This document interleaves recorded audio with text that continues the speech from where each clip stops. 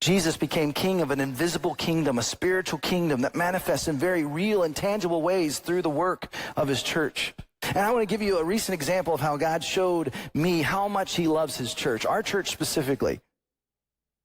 I had a chance to go to Notre Dame in Paris. After the wedding, we spent a few days there with some of our family, and it's amazing to see what we saw on fire in 2019 now restored.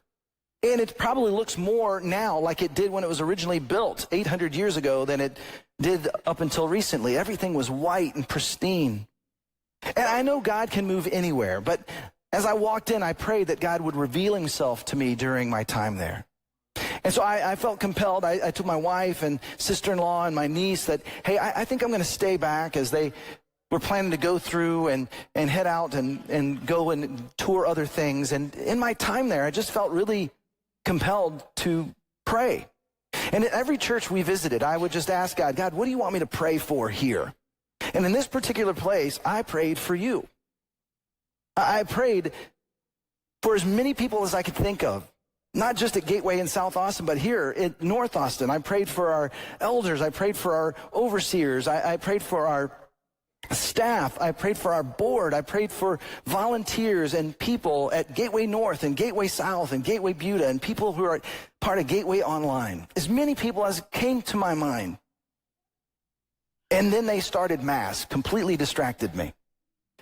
It was a Tuesday, and as Mass began, I thought, well, maybe this will be part of what God has for me. And so they began to begin the service, but it was all in French, of course. And so I thought, well, this maybe not as helpful. So I began to leave, and then I thought, well, wait, they may celebrate communion. So I came back, but I ended up moving closer to the front, and there were so many distracting, annoying tourists. You see, you're not supposed to have your phone out, but they're videotaping and taking pictures during the service. It was so distracting.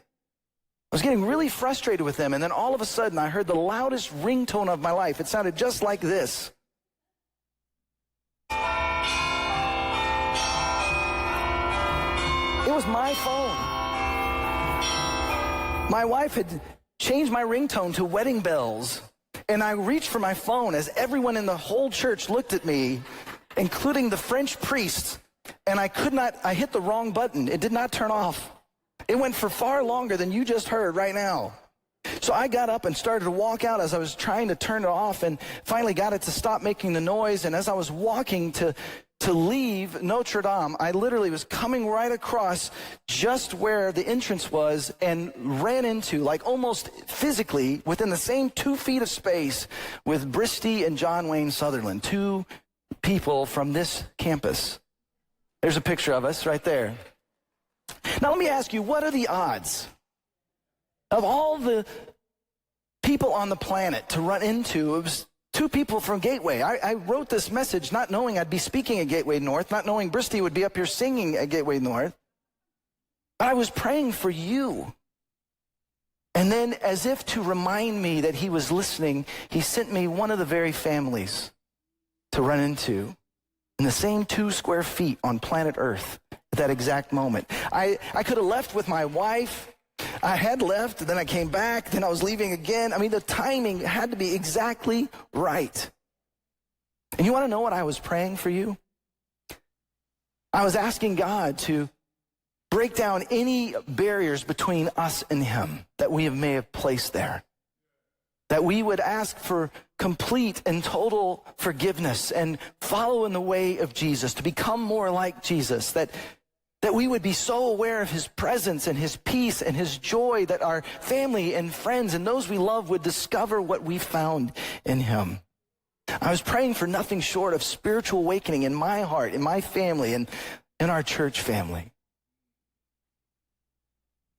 And God reminded me he's listening, that he hears our prayers, that he wants to be more present with us.